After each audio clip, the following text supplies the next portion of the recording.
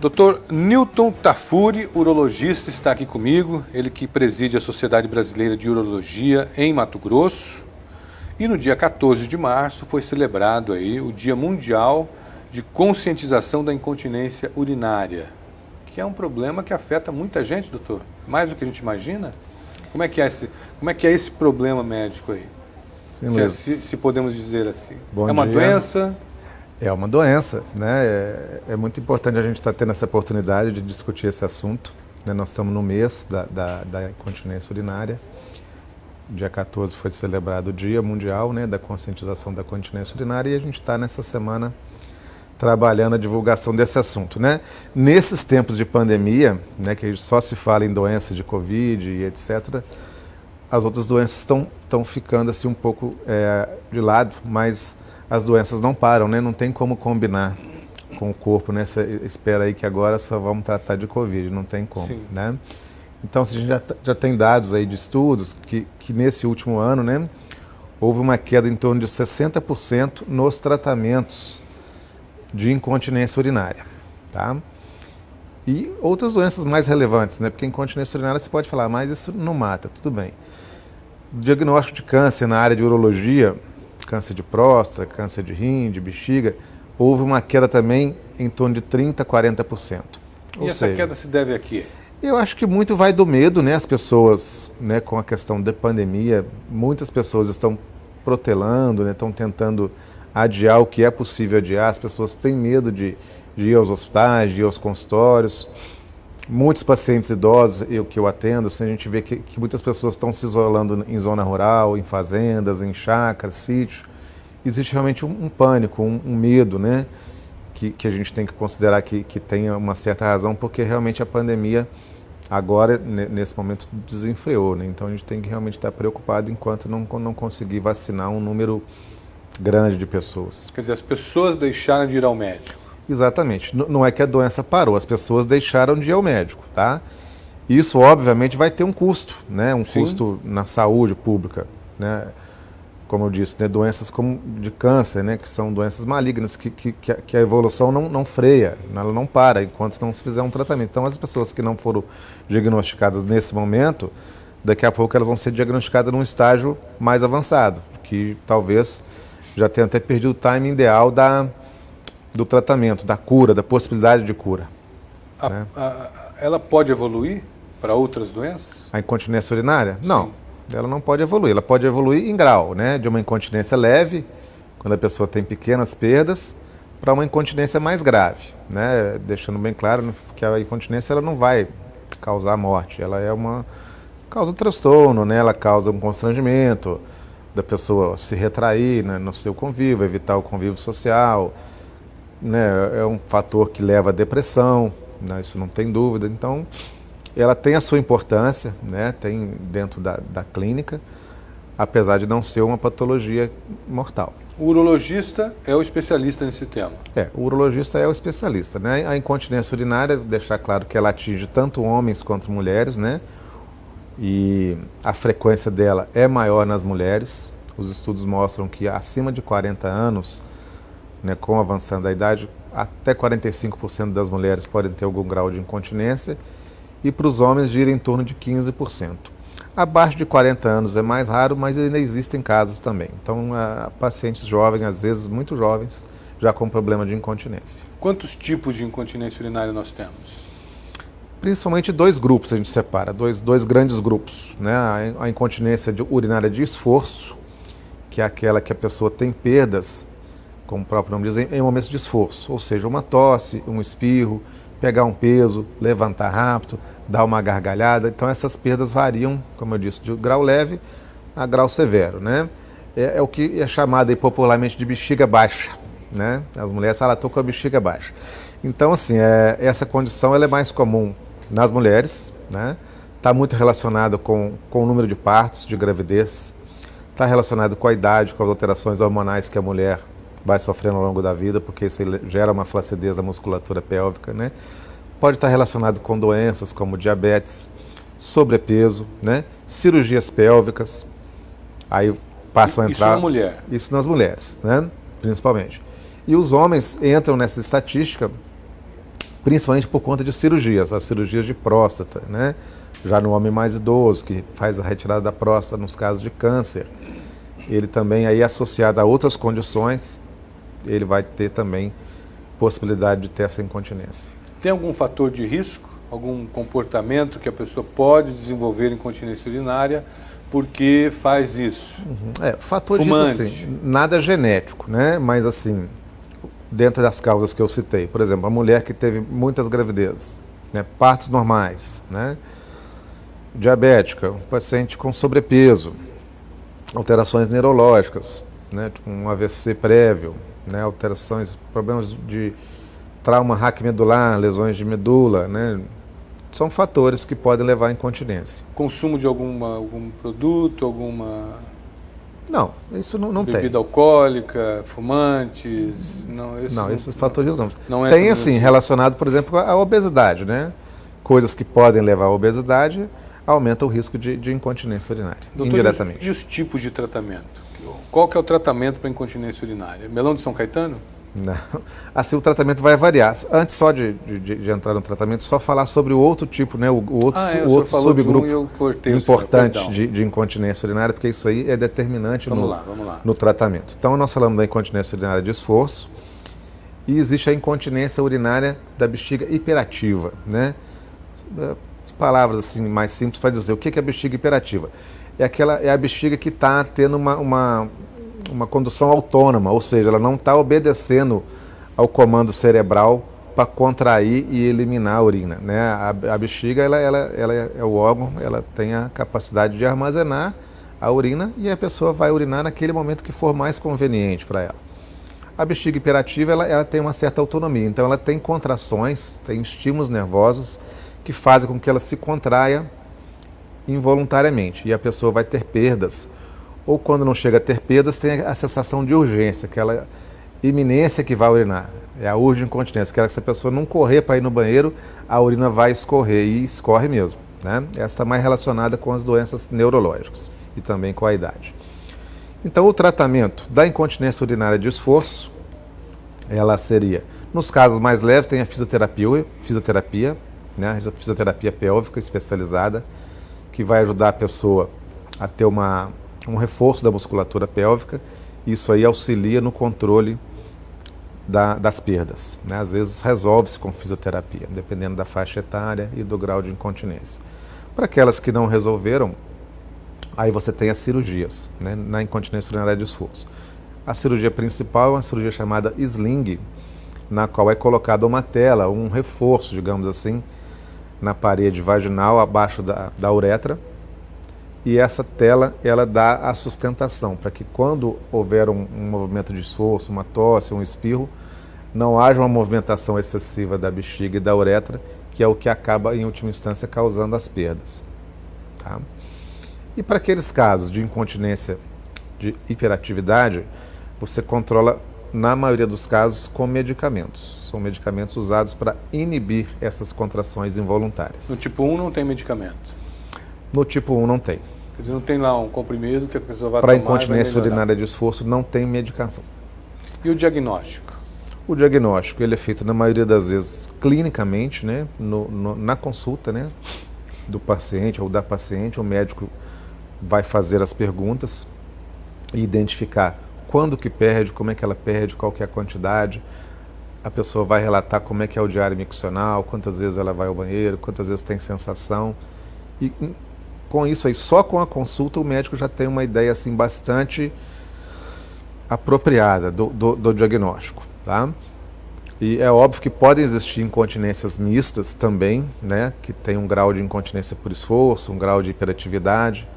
Então também existe um exame chamado urodinâmica, que é um exame feito via computador, no qual é simulada a atividade da bexiga, que também mostra bastante claramente para o médico as causas das perdas. O tratamento é feito pelo SUS?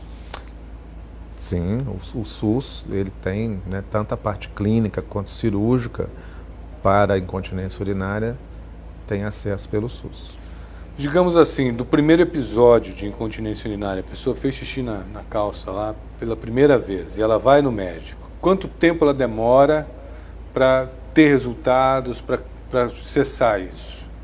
O tratamento geralmente demora quanto tempo? Isso vai variar de caso a caso, né? Mas na média? Mas assim, se a pessoa, é óbvio que no SUS as coisas são mais difíceis, né? Para você conseguir um exame, um tratamento, sempre mais demorado. Mas digamos assim, vamos dar um exemplo de uma pessoa que tem saúde suplementar, que tem um convênio, né? Se ela procura o médico, imediatamente, se o caso dela for de grau leve e ela for encaminhada para fisioterapia, pode dizer que em 1, 2 meses ela já vai ter resultados positivos.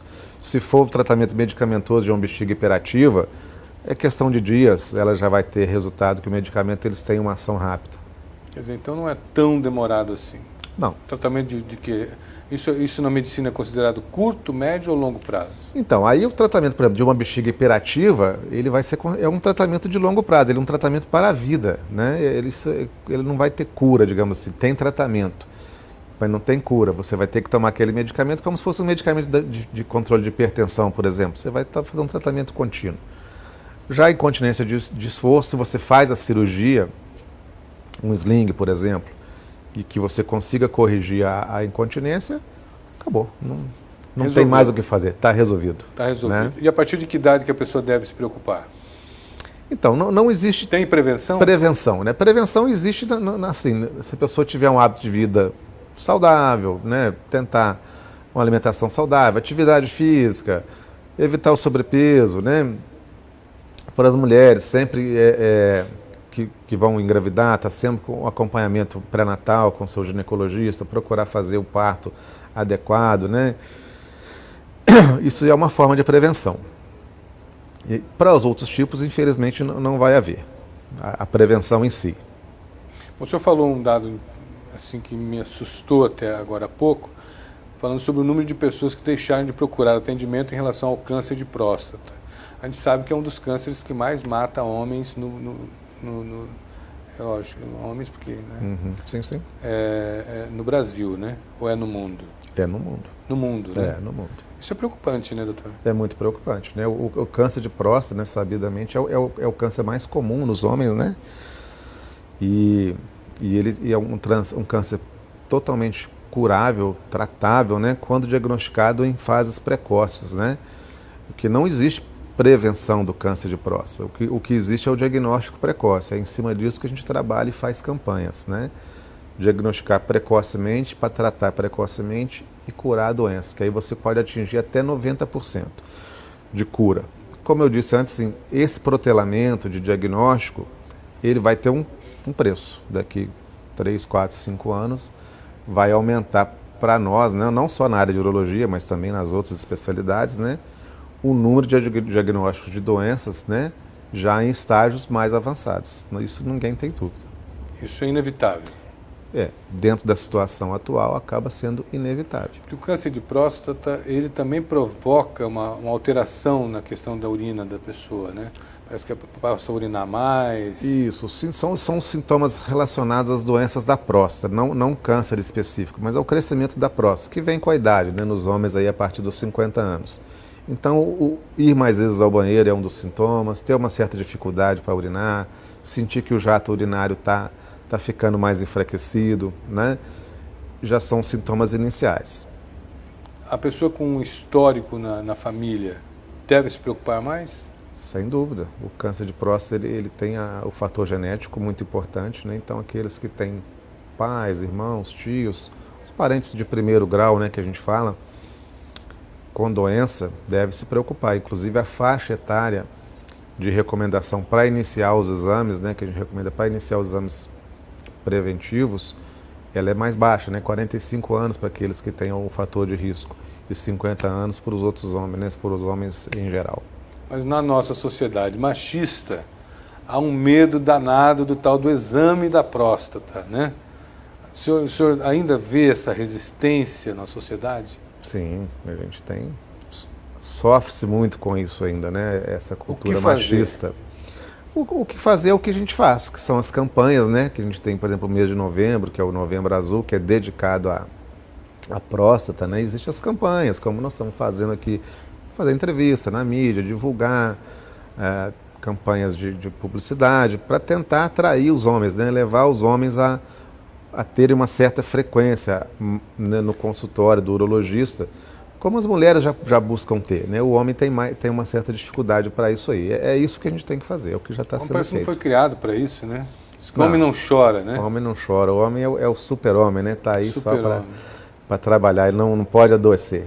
Engraçado que tem algumas coisas que a minha geração, a sua, creio que somos mais ou menos contemporâneos. O senhor está com quantos anos? 53. 53, eu estou com 49, então somos mais ou menos da mesma época.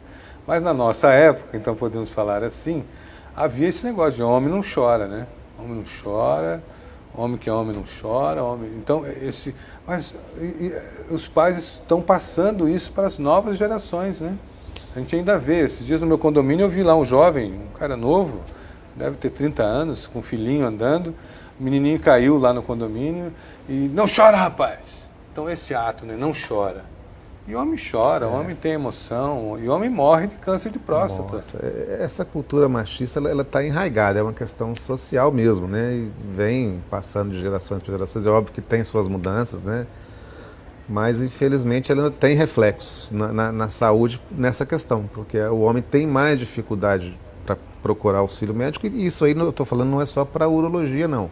Para outras patologias também. O homem só vai no médico depois que cai o braço. Em geral. Né? Caiu o braço, vai. Peraí, opa, tem alguma coisa acontecendo de errado comigo aqui. Chega com o braço na mão. Doutor, olha, acho que eu estou mal. Probleminha aí, né? Probleminha. Então é isso. Então acaba refletindo depois, às vezes, num problema que poderia ter sido tratado mais precocemente. Eu sei que o convite hoje foi para a gente falar da incontinência urinária. Eu creio que a gente já dirimiu todas as dúvidas, né? Se eu esqueci de perguntar alguma coisa importante... Não, só aproveitando o gancho, já que o assunto evoluiu para a próstata, né? Então, falando sobre estou aproveitando a sua presença para a gente sobre a também incontinência dos homens, que a gente acabou não finalizando, que está muito ligado a essa questão das cirurgias, principalmente do câncer de próstata, né?